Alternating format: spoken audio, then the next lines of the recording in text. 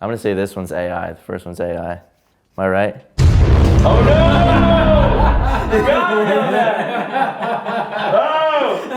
There was a bad edit on the, I guess, the AI one. That's when I was like, maybe this one's AI, this is a bad edit. And then I was like, are these Logic stock sounds?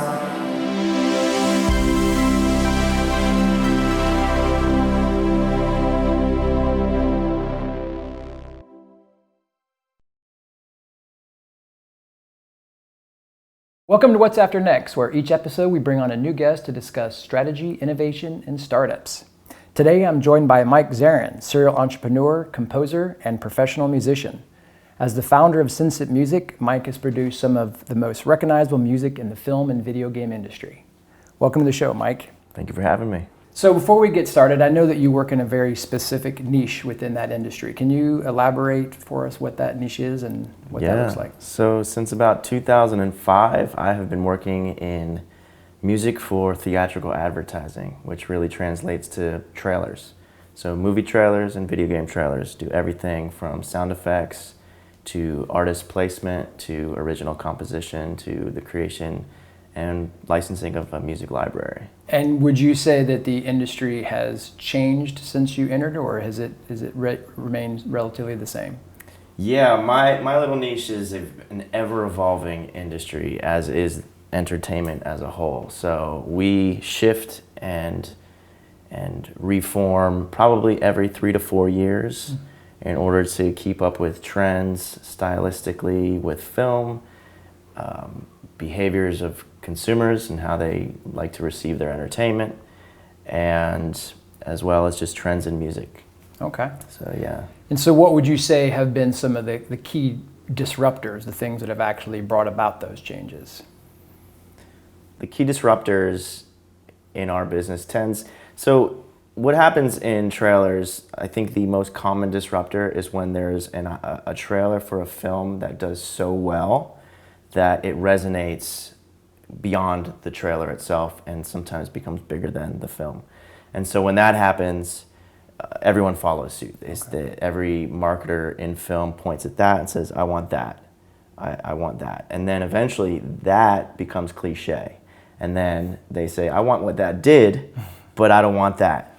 And so then it becomes everyone at some point is chasing what that did, but is not that. Okay. So that's where the fun can come in, but it can be equally frustrating because the odds are you're not going to do that. Yeah. A lot of things have to line up for that to happen. Can you give us some examples? Like what are we talking about there? What would be some examples of that? So in the recent past, the Hereditary trailer really flipped the script on horror trailers. Mm-hmm. There was already a trend with plucky strings happening in horror, and it was more Hitchcocky, like weird sort of a shift instead of a gory, Saw, like the Saw series, where it was like very over the top blood. That shift happened, and so we had recognized that, and when our producer Brett he was working on a cue that just had an idea, and we ended up licensing it into the Hereditary trailer. That sort of turned everyone's head on, oh, this is how you can do a horror track that involves both this plucky, weird string, off-putting thing that's not scary but weird, with this dirty, dark, heavy trailer drum brooding sound that is just ominous and just dangerous. Yeah, that's a recent example. Okay. Prior to that was, you can go back to where I started my career, which was Inception. The Inception trailers. That was like one of those like changed everything. It was just an iconic trailer, and sort of everyone followed suit and is to this day trying to do Inception, but not that, because that is very tired at this point. That was in 2009. Right. The film came out in 2010. We're in 2023. It's pretty old at this point. But what that did is a really good example of a game-changing thing where it creates a new standard. Cool. You mentioned working with artists as part of your process and part of that. Has that changed much? I mean, I can only imagine. I see different music sharing platforms and the impact that has had on the industry. So how has any of that affected your industry? Yeah, so in the last 5 years, the involvement of artists in theatrical advertising, both for film and games, has drastically flipped. So in about 2013, 14, the trend towards doing cover songs in trailers became a big thing, and that evolved to actually using artists' songs, and that has now evolved even further to remixing in a cinematic way in order to make an artist song or a commercial song more usable in a trailer. And this also happened simultaneous with the record industry going down. So a very long time ago, historically, music sync was the ugly stepchild for recording artists. You know, there are a number of artists who would never license their music into film or television. It was just a big no-no. Well, then people stopped buying records, and now people need to make a living somehow. And so then they started paying attention to music sync. So there was this really good sort of timing where the cover trend did really well, so it got the use of lyrical songs in trailers to be in place of voiceover or even copy, on-screen copy, you know, really utilizing the lyrics of the song to bring home the point, when they're trying to sell on the spot, and the energy that they're trying to sell, and to capitalize of the demographic of that particular artist to sell their film to. Yeah. So it really converged at a good point where the record industry now is paying attention. Artists now actually write for sync and that purpose because they know that's a viable way to make a living. And because the odds of having a hit are even smaller now because of streaming is just a broader platform than if you just had people plugging to radio. That was difficult in itself, but it was just a little bit more pointed of a focus. And so now it's shifted there. Has your access to the artist changed as well, or do you have to work with the label still, or are you able, I mean, now we see these TikTok stars that take off and aren't even signed yet. So is your access changed them, or is that avenue still the same? Yeah, so we've been really fortunate. So we've been right in line with this. I started my company in 2008, and we have been a chameleon shifting and shaping as the industry changes and bobbing and weaving as it gives us new challenges. And we find ourselves in a fortunate position to now be a music curator for marketing, for entertainment. So, for instance, we did a project over the last 2 years for Bethesda Softworks. They had a really good game called Deathloop. And we started with them. We were starting working with the vendor on doing some music supervision, which is just pulling songs, you know, not our music, just out there in the world. We're helping them put together a palette for their campaign.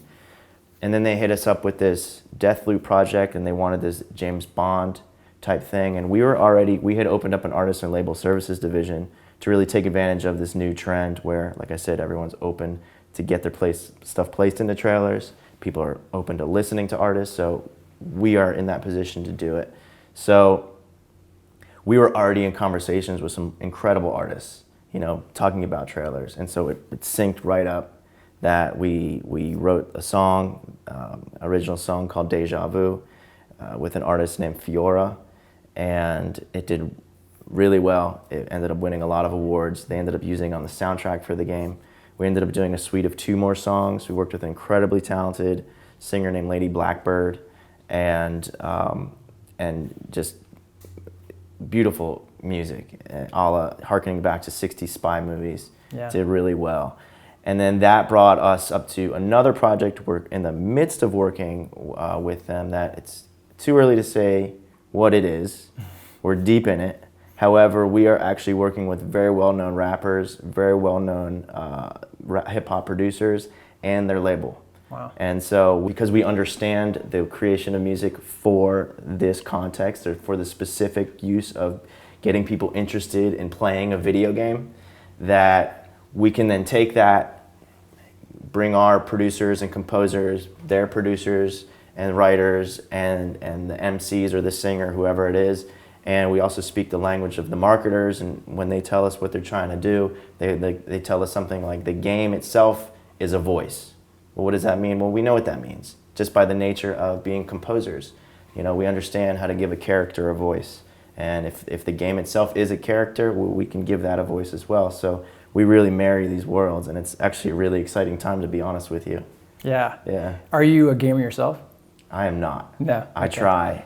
I am so ADD. I try. It used to be my Christmas tradition where I would spend the whole week and I would lock the doors, bust out a bunch of cannabis, and just play games for that whole week.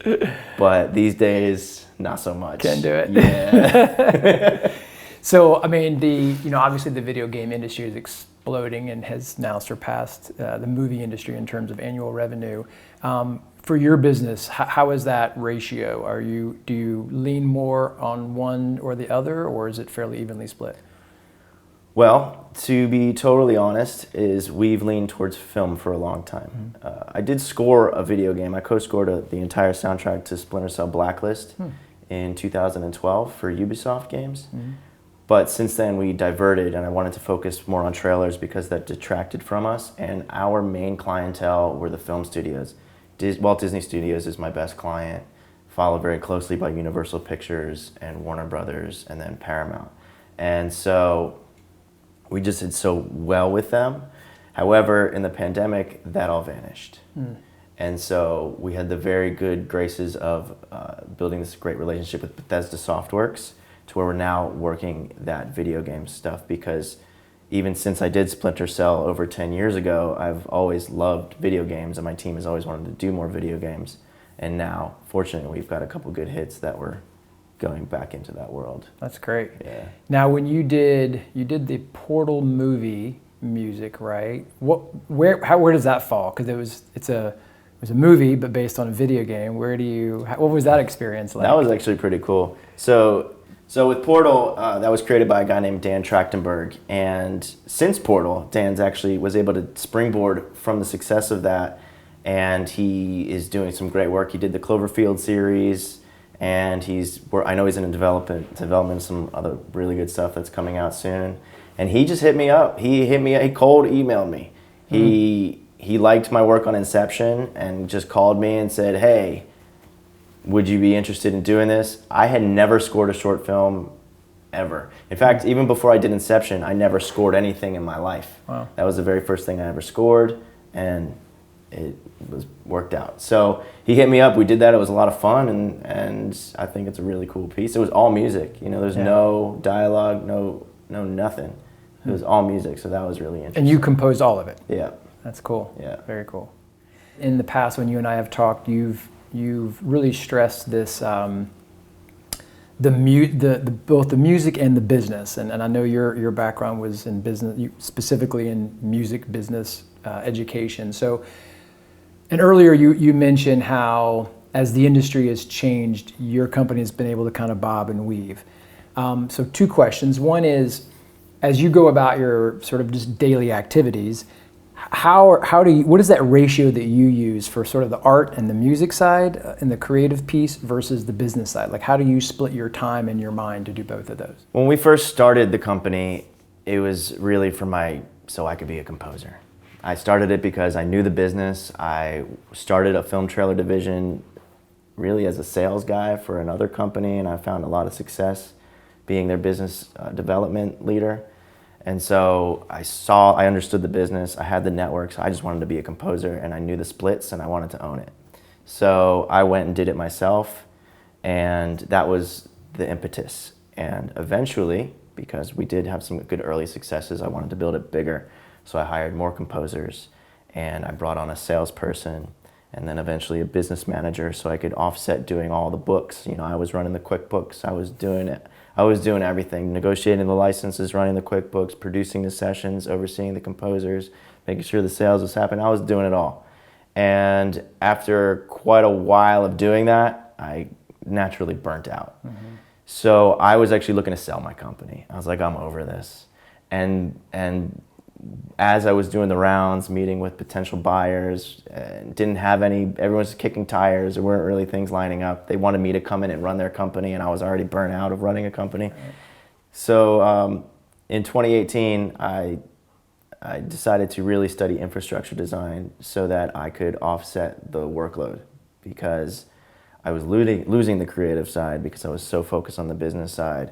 And when you're squeezing too much of one thing, especially two things, like nothing is going to survive, and everything is going to be falling short. And so I realized I need to figure out how to properly build a company now. And so from 2018 through 2020, it was all about the business. I stopped doing the music because music for film. I do my own music now. And so I studied design, and I ended up designing a CRM system so that all of my departments can interact. I designed departments very specific that can all have key heads and are 4 pillars to my company and are each designed to build below them. And the CRM system I designed is such that every company can every division has eyes on what each division is doing, and I can have eyes on the whole thing. And so that I can step back, my stress levels go down, I now surf waves every day, I now write my own music, and I have an incredible team. I hired the right people in the right positions who are hungry. And I will say one of the silver linings of the pandemic is that the bad blood left on their own. I didn't even have to do anything. Yeah. They quit. So fantastic. Yeah. The great people stayed. And the loyal people stayed. And so those people, I was able to train them in each division because I know, because I did all of that stuff. I know what every division needs. And so I was able to learn from the lessons of the past with my previous employees, and where I made mistakes as a manager, where I saw our better paths to success that I didn't see prior. I was able to really take advantage of the years of that experience, build this infrastructure, put it on the CRM. And thank goodness we launched the CRM at the top of 2020 because it's all cloud-based. Right. And so we were able to go remote working seamlessly. And that personally saved my soul because I hated going into an office. I hated it so much. Yeah. Well, you said, how are you going to go in the office if you got to surf and hang out, right? Yeah, exactly. I'd much rather do that. Do you think that system that you built, was that a model that you emulated that you had read somewhere else, or was it just the studying of systems allowed you to completely create your own model from scratch? Or did you look around out and see, okay, well, this is what other people are doing and I can borrow from that? So I read a couple books, I got a couple textbooks and studied, and they had some case studies on different corporations and how they did their organizational design. And that just got me thinking of what my important key elements that are needed to run the company are, and where my bottlenecks were. And I designed it my own way based on what I understand that the entertainment marketing industry needs in terms of servicing the creative, also the artists and our composers, and creating a business model that's fluid. Yeah. And do you find any tension between the creatives that work in the company and those that are handling finance and marketing and sales versus the creatives that are producing music and working with artists? Any tension there? And if so, how do you deal with that? In the past, I would bring in composers into business meetings, and I learned to never do that. It's a different side of the brain, and many musicians and many composers don't really, when they think of business, they think of like the devil. They think immediately, if you have a business, you're trying to take my money. Mm-hmm. When you're not. You're just trying to actually put together a system and help this person make money. But just because you're talking business, I learned very quickly that that's not interpreted that way. And some people, so I'd separate church and state. Okay. And even though my core team understands all of our finances, I'm very transparent with my core team, my head producer, my A&R, music supervisor, my head of business development, and my VP of operations. I'm very transparent with our dollars month to month, day to day, so they know what we're doing, and they're all incentivized to get it bigger. And they're incentivized financially to get it bigger, but they're also incentivized as music lovers to try to get these artist placements.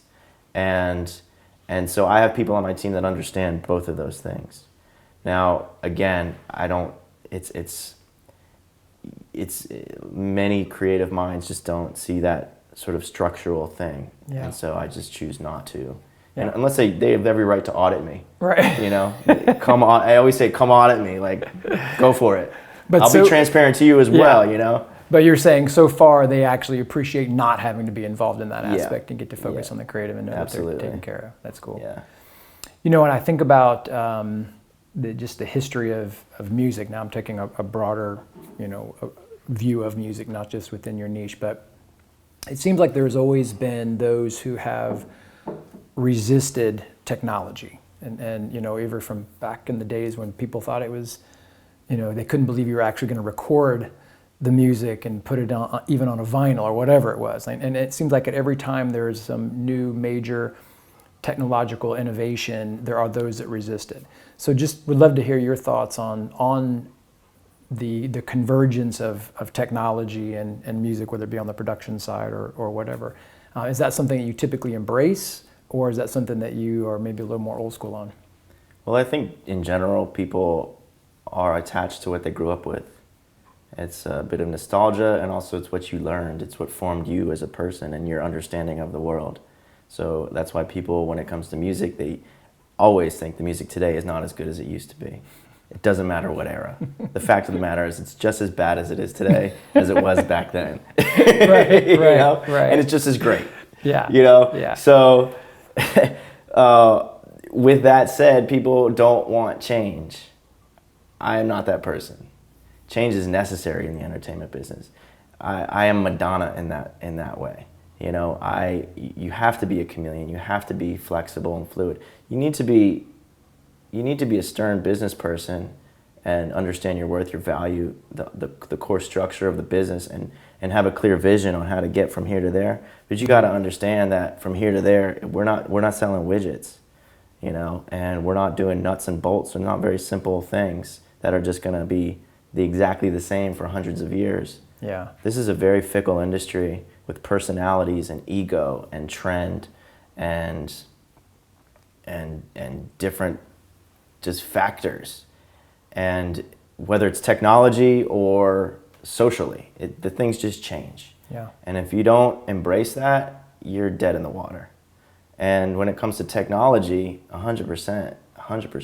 We've done trailer tracks on an iPad. When the iPad came out, we were like, let's see this app. Let's see if we can do something. This is cool.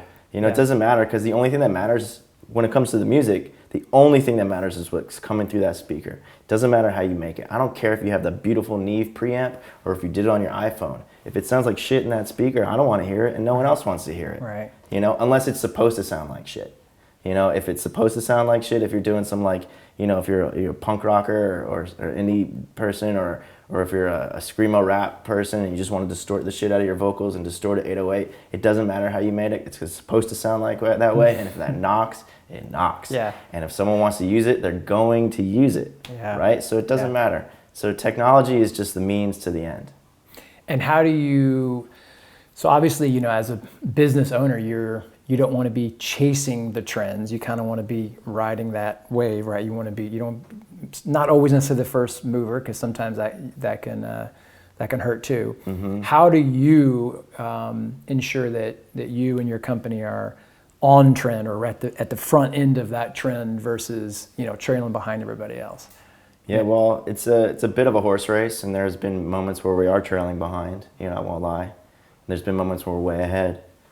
And, I think that's a combination of instinct as a creative. You pay attention to form and function. I always talk about this with my composers. When people say, people like to ask this question in music for sync in general. What kind of music are you guys finding to be placed? Please stop asking that question. Pay attention to the form and function. Pay attention to how something's being used and why it's being used, not what it's being made out of. Same kind of concept of it doesn't matter how you make your sounds or your music. If you're using a guitar, synth, whatever, it matters what's coming through that speaker. Music is always changing. Creativity is always changing, but the form and function will always remain the same. So you have to pay attention to what the video editor is doing and why. You have to pay attention to what the creative marketer is, how they're conducting their campaign and why. Yeah. And as long as you can pay attention to that, you can start creating, because that's your canvas. And so, if that's go back to the Hereditary thing, we pay attention. People were liking plucking strings. But people also like brooding sounds. This needs to be eerie and haunting. Let's create this hybrid track. Boom, changes everything. Harken back to Inception. I knew that the downbeat was very important to editors. Every editor likes to cut rhythmically in trailers. It's a very rhythmic style. In fact, every trailer editor is a music editor, basically. Even if they don't realize it, they are music editors. And they like to cut, edit, and create, and essentially remix. And so when I was, developing that style, I knew the downbeat. I need to stress this downbeat, so boom, downbeat. And so as long as you do that, you can take your style, and as long as you can also understand the aesthetics, if you're a country artist and you do things very rhythmically, well, it might work. It's just going to be a very specific trailer that's going to work for.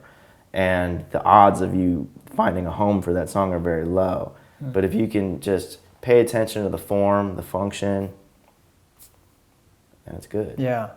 Okay, so you said it doesn't matter how it's made, it's form and function. So it brings me to a lot of talk now about AI generated music as opposed to a human sitting there, composing it themselves. What are your thoughts on AI generated music and the impact it would have maybe in the broader music industry, but then maybe more specifically in your niche? AI is coming to get you. Terminator 2 is real, man. Yeah. I use AI to generate art all the time. I use it for lookbooks, I use it for concepting. It's just so much easier to concept a project using AI. And but when it comes to music, today it's rudimentary, but in 10 years it's not going to be, and in 20 years, and in 30 years it's going to be unrecognizable. Have you seen Demolition Man, the 90s movie? Oh yeah, absolutely. Do you remember in their future that they used to listen to radio jingles as their pop music? I think they predicted it, because it's very possible we're going to go somewhere where it's so formulaic. It already is formulaic. Yeah. It's just right now it's producers with human minds that are studying, analyzing, breaking down, and creating creating that heart in a structure, and with a style and a sound, utilizing tones and certain keys and whatnot, and BPMs that are going to work within the context, whether it's on the dance floor, the radio, or for film trailers. Yeah. And eventually that'll be programmed. Yeah. I mean, that'll be learned. They don't even have to program AI, they learn it. Yeah. So, there's always the debate of what is heart, what is emotion. I truly believe there is a science behind consciousness. Once we tap into the science behind consciousness and emotion, we might not be able to tell the difference between AI and humans anyway. Yeah. And at that point, maybe it's a full singularity, and Kurzweil is correct. All right, so we're not 20 years down the road, but I do want to play a little game and see. We've got 6 songs that we're going to play for you. Some of them were composed by humans and some by AI. Okay. And I want to see how well, if you can distinguish between the two at this point where things are. So we're going to get you some headphones here. Yes. I think you're going to do well, but we just want to Okay. see where it is today. Like how good is it at this point? The first genre is going to be trap/hip hop. Okay. Let me look at the camera for this or not? Sure, it doesn't matter.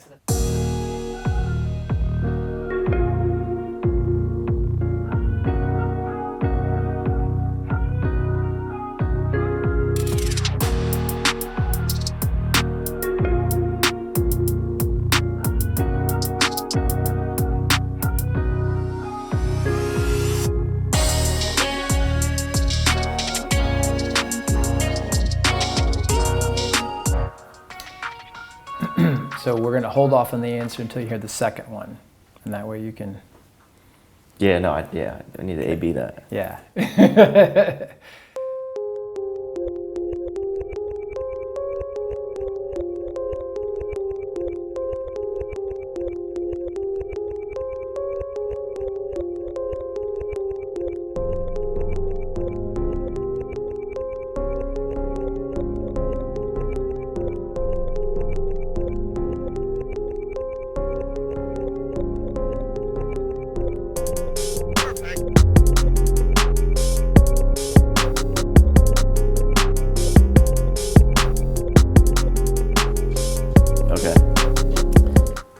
before I answer this question, my question is, were both of these mixed by a human? Were they mixed? No. Or were these raw off the board? Raw off the board. The first one was AI. Okay. Yes, correct. Yeah. Good. All right, okay. Because the second one sounded more mixed and nuanced and had a swing to it. Okay. A little more texture. Mm-hmm. Yeah. Yeah, well, there was stereo separation happening. Mm-hmm. There was a lot of movement happening and interest. And AI did not have that. No, the AI was very stock. Okay, great. All right, next two. All right, so the second genre is going to be ambient, or really just like Minecraft soundtrack type vibe, you know?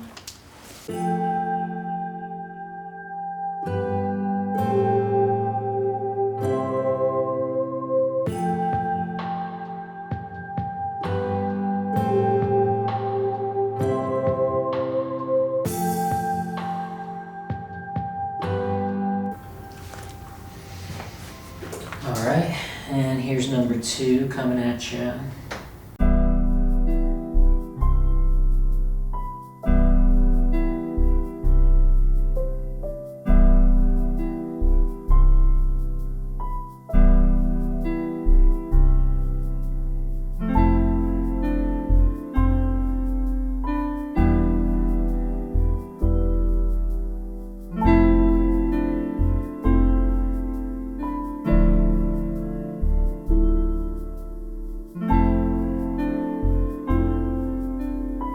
Okay.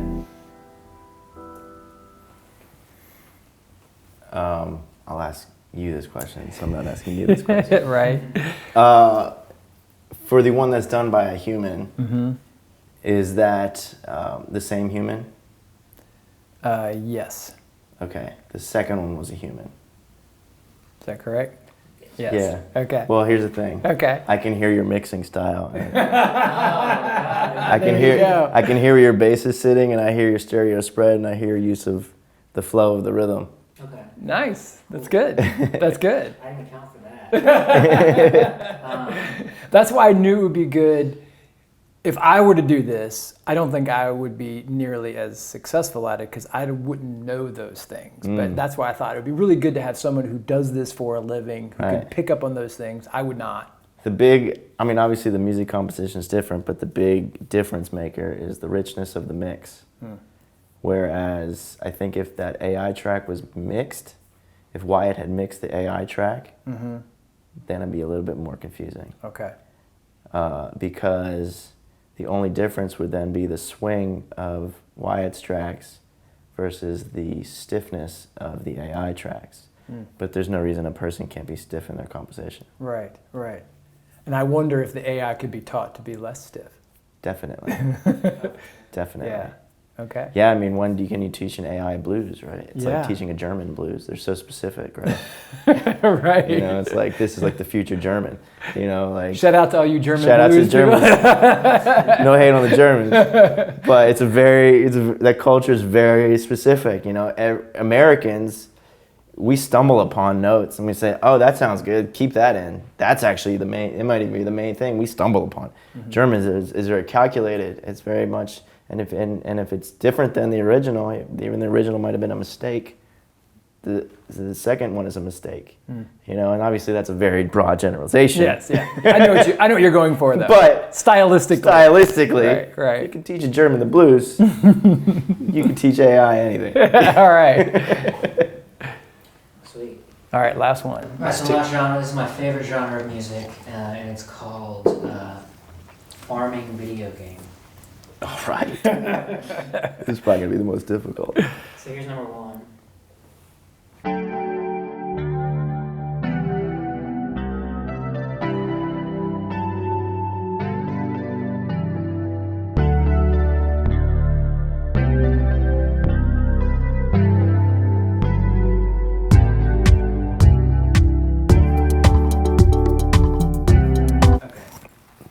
Let's hear the next. All right. Number 2, farming video game. What a genre.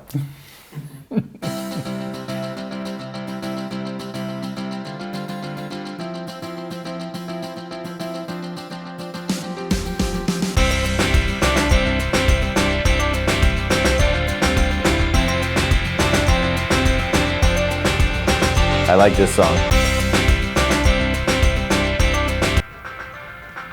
Can I hear that first one again?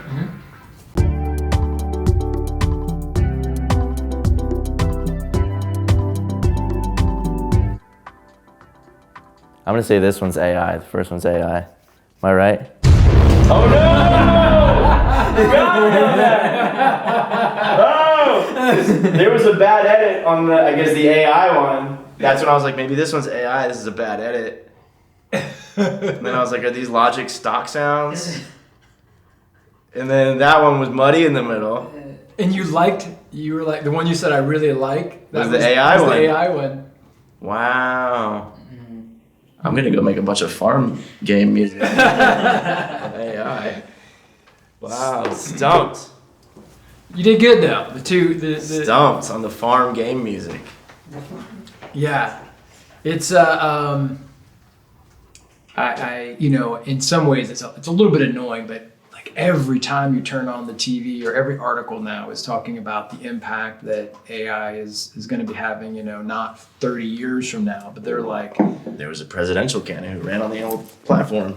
Yes, it was. Yes, it was. And it's going to, obviously be massively disruptive across industry. So here we are talking about an industry of, making music for film and short film and movie trailers and we're already getting to the point where we can barely differentiate. Even a professional, although you did two of the three. And obviously farm, Yeah, I don't play enough of those. Yeah, games. well, it's also, once. that's a little tricky. But you had mentioned you used to joke around about the AI piece. So yes, a very long time ago, I worked with this very talented composer named Michael Nielsen. And he used to always say, I wish there was like some kind of program we could just like plug in the formula for trailers, like put a rise here, a drop here, hit there, and just let it write for you. In fact, I think I read somewhere that one of the guys in Weezer once said that. In fact, don't misquote me on this. I don't remember if they were trying to create a program to write songs, or they were just saying how one day you can program to write songs. But I believe I read a long time ago that they were talking about that. Okay. We'll find the quote. Yeah. Do a little fact check. Yeah. Before Fact we post. check. But, we were talking about this recently with my team that and this was the factor on the first two, is that the mixing. So, there's still something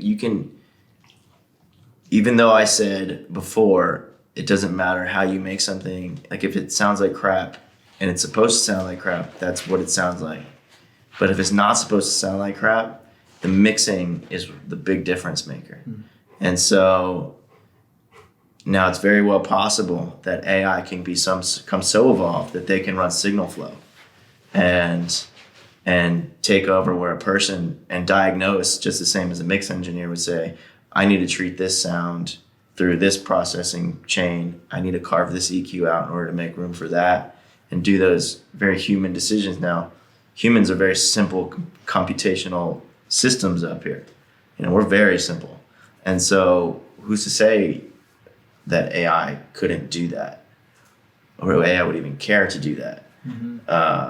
Or who's to say that we even get to a place by the time AI is that advanced that we even care?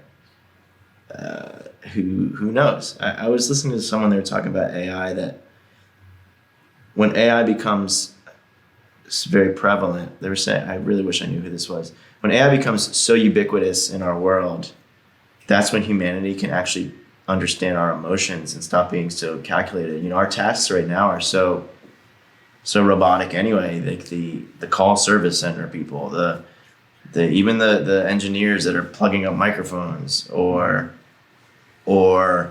just anyone just doing plug and play work.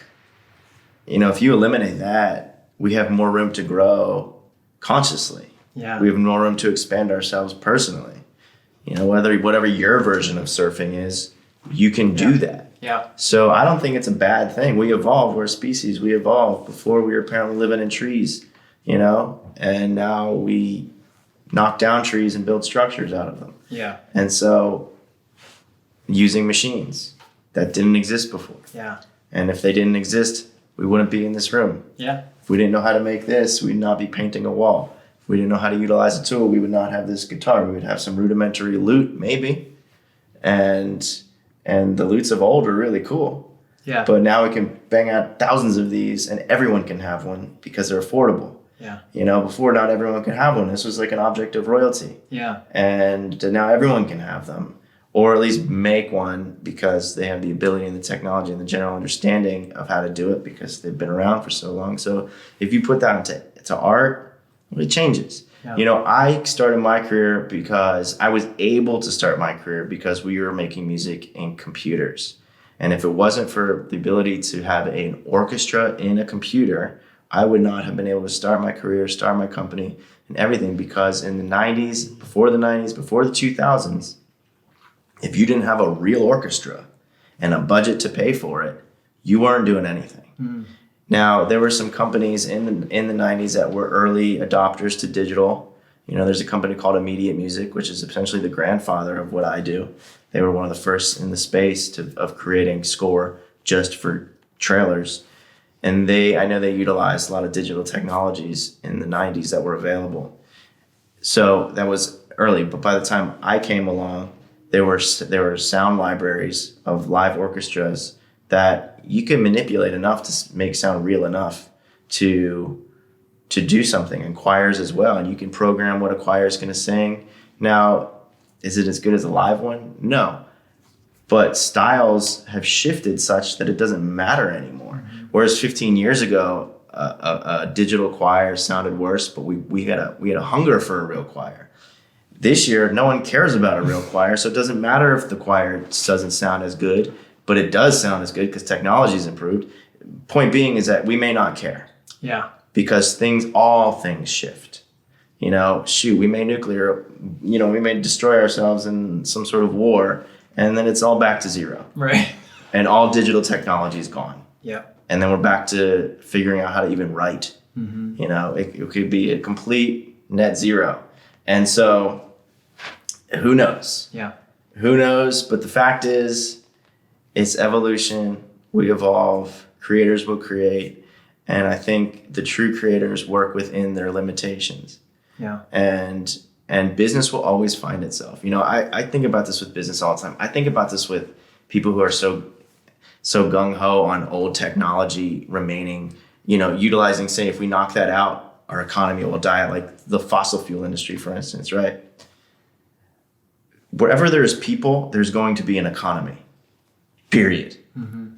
To stop right there. It doesn't matter if you've been making billions of dollars for the years before. There's going to be billions more dollars to make moving forward doing something else. Yeah. And if you're smart, shift.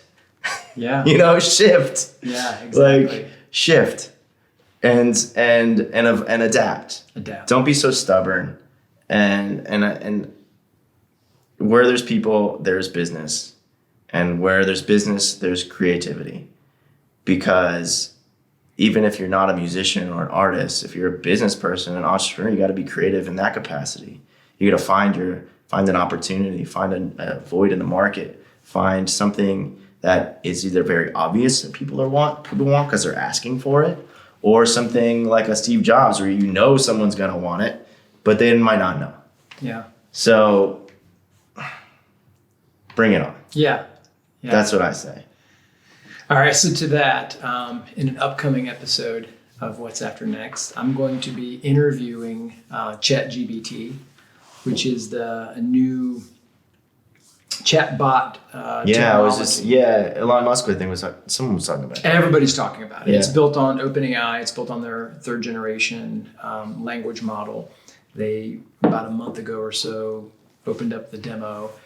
And it's pretty crazy to play with it. I mean, just simple things, you know, writing copy for a website. Mm-hmm. All of a sudden, it takes, 5 minutes to write copy for an entire, page on your website. And you can ask it to adjust tone and style and be funny, be cynical, be whatever, and it can do it.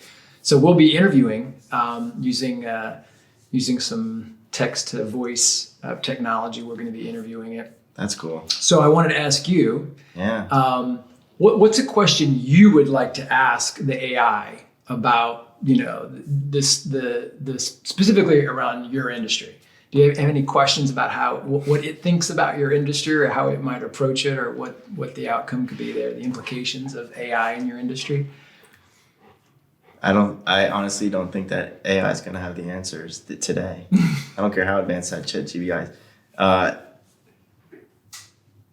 I have tried to use other AI writings for copyright or for just analytics ads blogs.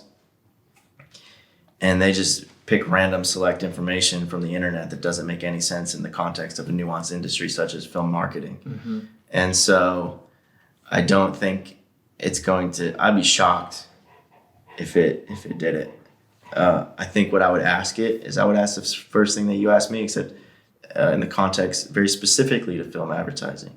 How do you feel that the trends in the music and sound design for theatrical advertising since 2012 have affected where we're going today in film? And how do you think that the shift to the streaming platform as a primary distribution channel for theatrical film is affecting the economics of the entertainment industry and the behavioral patterns of the entertainment consumer? I would ask it something like that. All right. That's great. That's a good one. That's a good Because question. there's no way in hell today is going to be able to answer that. Because no one can answer that. Yeah. All right. Even the people at the top don't know the answer. Look at Disney right now. They're like trying to figure it out. People are trying to figure out their business model right now. People you think have it figured out don't have it figured out. Yeah. And so, I mean, that's just a life lesson of your parents never figured. You know, it's like they're still figuring out. So if AI figures that out, Terminator 2, here we go. I love it. So, okay, stepping away from AI for a minute, are there any other technologies or startups or individuals that when you look around out there that you see as really pushing the envelope? Like, these are folks that could really bring about change, positive or negative, in specifically in your industry. Well, in music, there's not really one particular person that I know of that's pushing for a positive change. I do know, however, there is a new guard of culture. And the old guard was very clamshell, secretive, mine. And the new guard, or at least they're trying to be, because they're younger and they're pushing, is more democratized and community-based and coming up together in a way. And I see the creatives in our space leaning towards this type of mindset, this type of model where everyone can win, instead of, the typical Hollywood few people at the top, ladder climbers, cut everyone out. This is what it's going to be. Mm-hmm. Now, we're still in that world. So this is just a sort of slow tide shift that I'm seeing, and it's really enjoyable to see. But I don't think that's one in particular individual. I don't even know if that's even going to stick, because we're humans and we all end up being greedy at some point along the line. And so I think one of these people might find themselves in a powerful position and completely change their approach to everything, or someone might wrong somebody and be like, well, we're back to square one. Yeah. In terms of technology in our space, I don't see anyone in particular standing out. There's some incredible digital recording technology and audio editing software that's just next level good. Mm-hmm. I mean, the companies like Eventide and Sound Toys are just incredible to what they do with digital. That is incredible, but they're not changing the game. Okay. They just make it easier for people like me to make great sounding things. Right. And there's so many of those companies, Yeah. In terms of Hollywood, entertainment, film, there's a big game changer is Riot Games. Mm-hmm. I think Riot Games really found success in the competitive gaming space and was able to really break open an entire sector, like probably stronger than everyone. It's not like they invented it, but they broke through stronger than anyone, to the point where, universities have college gaming teams, competitive gaming, and offer scholarships, competitive gaming. And there's a real economics in that space. And they're also, that company in particular also is involving artists, musicians, creatives. They've got, their digital bands, and not just digital bands, but just the way they even approach their marketing is very much looking in a creative way on how do we tell this story to our audience, and how do we utilize different platforms. And maybe that's a big one, is Riot Games, because they're utilizing streaming content with Netflix and creating series based on their IP. And they're not the first to do that, but what they're doing is, I think, really grabbing onto these different outlets to tell their stories to different audiences, or in different ways. Yeah. Whereas I guess in the past you might have had your book and maybe your movie, or maybe your book followed by a series of short stories, however that was back in the day, before my era even, and or your movie followed by a TV series, whatever. They tried to exploit their IP in different ways. Right. I think they're doing it more creatively. They're not just exploiting their IP in different ways. They're genuinely telling a story in a creative way, and they're respecting the art along the way. I think Disney's done that throughout their history, though, too. Yeah. I think they're a company that is, and still thinking ahead, even though they're figuring it out on the streaming side. Like, what do we do? They're still always thinking ahead on how do we, put this in different mediums and tell these stories in different ways while building a very successful company. Yeah. We're going to have one of my friends who's a senior person at Riot. We're going to have them on and talk about some of these things. He's head of partnerships and all those things you're talking about, going out and leveraging that IP. They can only make so many games in-house. So how do they leverage all that amazing IP they have, both with other publishers, but then also, like you said, moving into other mediums and stuff too. So yeah, they're doing some really cool stuff over there. All right, so putting your startup entrepreneur hat on, if I were to give you $1 million and say, hey, Mike, can you invest this for me in your area, and it could be your specific niche or the broader music industry, where would you tell me to invest that $1 million, or where would you invest that $1 million for me? That's a really good question. $1 million doesn't go very far. So just give it to me. We'll go hang out. All right, I like it. Yeah, you're right, it does it. All right, we'll up it. Let's say it's $10 million. Where am I going to invest to get the return? Give me a minute to sit on this one. Yeah. Can you get my checkbook? Okay.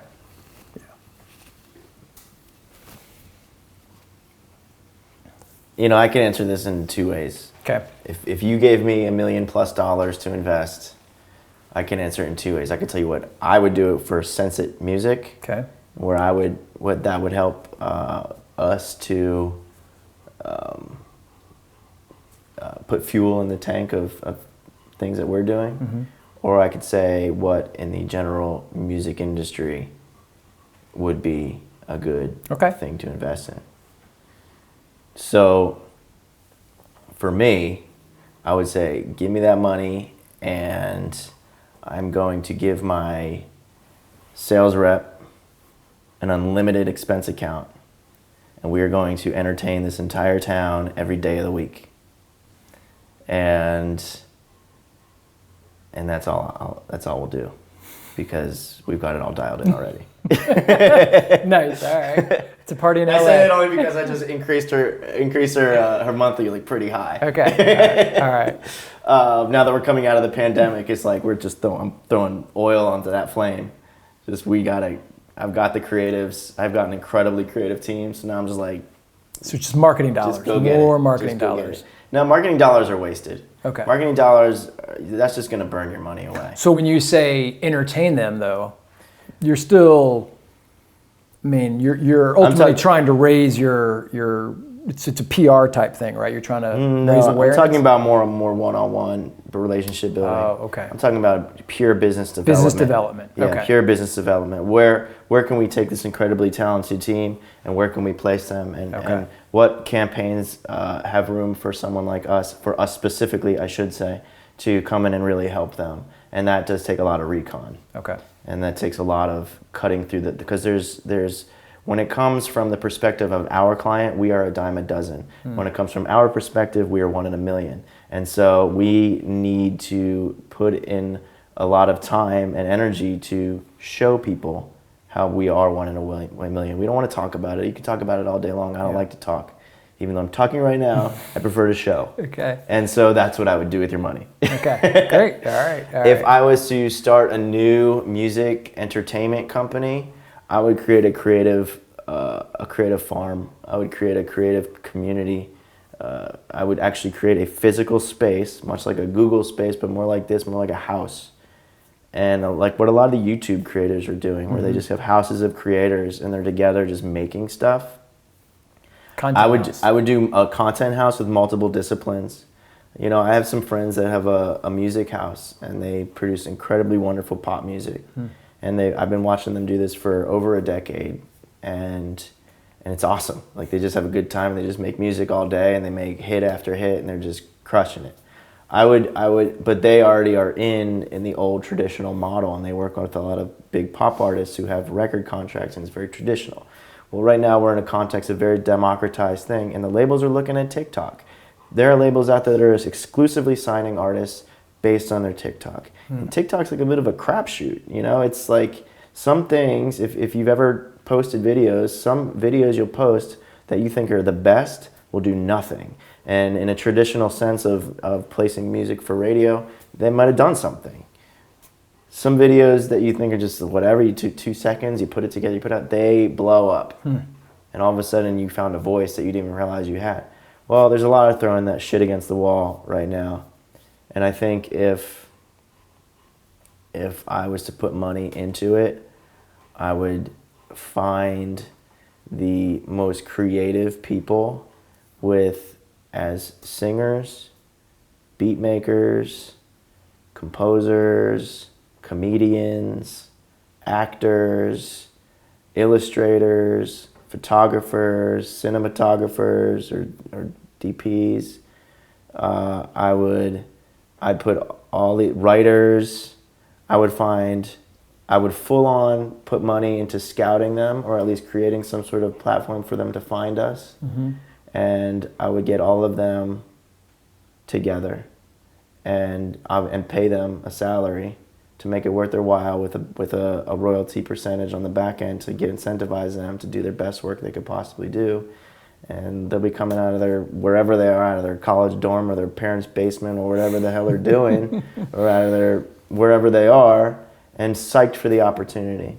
And to create an environment that is not just fun, because I'm not a person that's all about fun. I love having fun, but it's got to be productive. Yeah. So you'd find the people that know how to balance that fun and productiveness. And that's what I would probably do if I was going to do that. Another thing which just came back to my mind, and this is a really good business idea that I'm just going to give away because I was going to do it. It's a freaking cash cow, I guarantee it. Come here to Los Angeles, you find a warehouse space anywhere along the 5 freeway, and you build out rehearsal studios. Build out rehearsal studios for bands. That thing will be locked out. You'll be making money hand over fist. Minimum $800 a month per room. You're good. That needed, huh? It's that needed. And I looked into it for a while. I was looking at an old bread factory down in Frogtown for a long time, which is right next to Silver Lake. Before that was popping up. It's still it's popping off right there, but still not, 'cause people are overpricing their properties. Okay. And so there was a big studio that shut down, and everyone's homeless right now. And that studio they had building problems, so they had to close. But I did the economics on it. That's a business. All right, note to self. All right, I like it. So as we wrap up today, can you tell us about some of the projects that you're working on? No. Okay. Awesome. See how easy that was? Too secretive, right? No, we could do. Yeah, so last year I relaunched my company Sense It with our new division, our artist and label services. And we were really successful signing a lot of great labels from around the world and artists, independent artists that control their own rights. And we have such an abundance of good content now that we're now focusing on going through it and really hand picking and hand selecting and making trailerized remixes of things that we know are going to serve the market of film and game advertising really well. So that's right now what we're really focused on. And outside of the confidential projects that we're currently working on, that we'll say next year we can talk about it after they come out and we've heard of them. So yeah, but that's what we're working on. That's what I'm really excited about, because there is a need for great music when it comes to marketing. And like I mentioned earlier, artists want to make a living with their music, and we fight for our artists to get as high of a ticket price, because we know the value and we know the budget these studios have. Even when it's a low budget, we understand that negotiation. Mm-hmm. And so I'm really excited to actually start getting this music out and making money for other people, because that's always been my principle since I was a kid. When my whole thing in school was like, well, what does the teacher want? I'll just do what they want. Or what does my dad want? I'll do what he wants, so I can go, whatever, do what I want. And so that translates to my professional life, is always since day one is, well, what do you want? You want to make money doing X, or I'm going to make you money doing X, so then that's going to get me to where I want, because everyone's happy. And so I just want to make these labels and these artists some money this year, and that's what we're working on. It's a good goal. Yeah. All right, well, we've run out of time, but I really appreciate you joining us here on What's After Next, and can't wait to see you again. Thank you. Thank you for having me. Thank you.